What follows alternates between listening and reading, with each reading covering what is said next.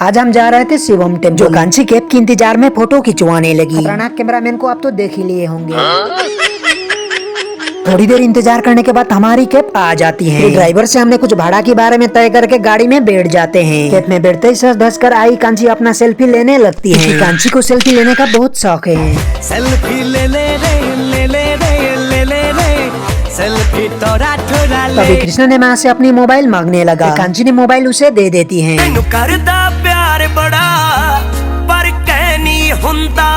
कुछ देर बाद हम पहुंच जाते हैं। कांची ने यहाँ से चढ़ाने के लिए फूल और प्रसादी ले लेती है और साथ में गंगा जल जिसका दाम है 150 रुपया। हमने दोनों का पैसा देकर यहाँ से दर्शन की ओर चले जाते हैं, जहाँ घर की मालकिन सब आगे और हम पीछे हैं। इसके बाद हम शिवम टेम्पल की ओर घुस जाते हैं। यहाँ आगे ही एक शिवलिंग है जिसमें हम अब गंगा जल चढ़ाएंगे, जो कि आप देख सकते हैं कुछ इस तरीके से। पर सबसे पहले यहाँ से हमें शिव जी की रुद्राक्ष लेनी होगी, क्योंकि सभी इस हांडी में एक एक करके रुद्राक्ष डालने के लिए 2-3 लाइन कवर करके कुछ इस तरीके से सभी हांडी में डालना। इसके बाद हमने रुद्राक्ष लेकर सभी हांडी में डालते हुए जाते हैं। मैंने एक नारियल फोड़कर शिवलिंग में चढ़ा दिया। फिर कांची ने भी फूल और प्रसादी पंडित जी को देकर चढ़ा देती हैं। पंडित जी फूल और प्रसादी शिवलिंग में चढ़ाने के बाद कुछ मंत्र बोलते हैं। ओम नमः शिवाय।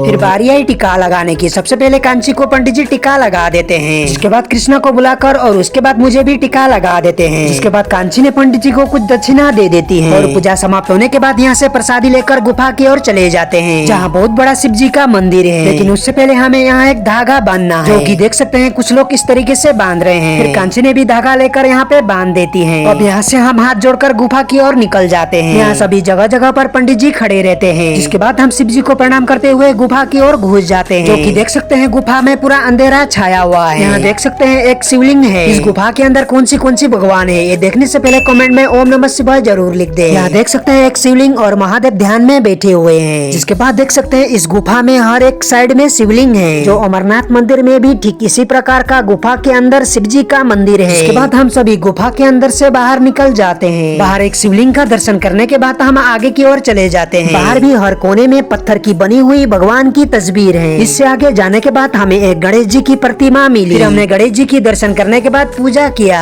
गणेश जी के सामने और सभी भगवान को भी नमन करते हुए हम आगे बढ़ने लगे। गुफा से हम बाहर आए थे, उस गुफा के ऊपर में था शिव जी का सबसे बड़ा मंदिर और आगे पानी के बीच में एक छोटा सा शिवलिंग। वीडियो में मैंने पूरी मंदिर को कवर करके वीडियो बनाया हूँ, जो आपको दर्शन करने के लिए दर्शन करके कमेंट में ओम नमः शिवाय जरूर लिख दे। इसके बाद मेरी कांची शिव जी के साथ सेल्फी लेने के लिए तैयार पर मैंने सेल्फी लेने नहीं दिया, क्योंकि अब आगे हमें अग्नि देवी की पूजा करनी है और यहाँ इस जगह से पूजा की सामान लेके जाना है। यहाँ हमें पंडित जी ने पैसा लेके कटोरी भर के पूजा के सामान दे दिए। फिर हम और कांची पूजा का सामान लेकर जाते हैं। यहाँ इस जगह अग्नि देवी को ओम डालना है, जैसे कि देख सकते हैं कुछ इस प्रकार से। फिर हमने भी नाम और गोत्रा बता के पंडित जी के कहे अनुसार अग्नि देवी की पूजा की।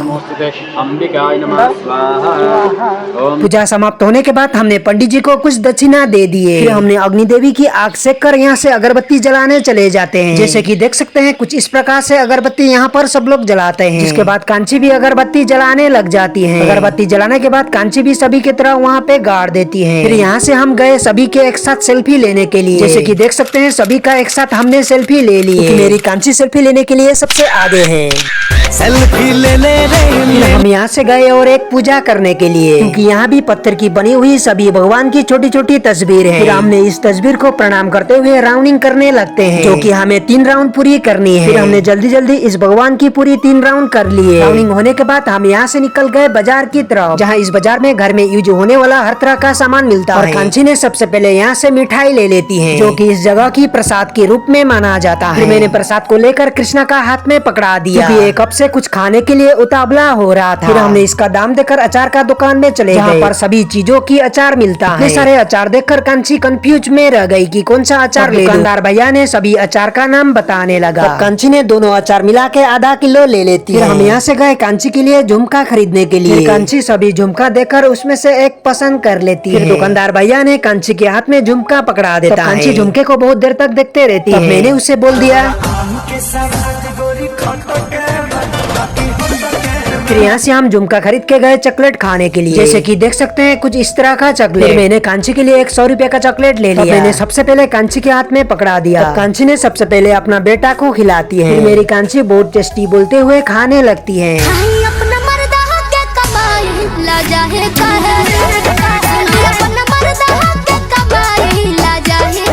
चॉकलेट खा के हम यहाँ से निकल जाते हैं होटल की ओर, क्योंकि भगवान की दर्शन करने के चलते हमने सुबह से कुछ भी नहीं खाया था। देवा बहुत भूख लगा है, आजा आजा। फिर कांची प्योर वेज का ऑर्डर देकर जाके बैठ जाती है। फिर मैं खाना पैक करवा के कांची के लिए लेकर आ जाता हूँ, क्योंकि यहाँ पर सेल्फ सर्विस है। तब सुबह से भूखी कांची का पागप खाने लग जाती है और अपना थाली में से भी अपना बेटा को खिला देती है। जिसके बाद कांची के साथ मैं भी खाना खा लेता हूँ।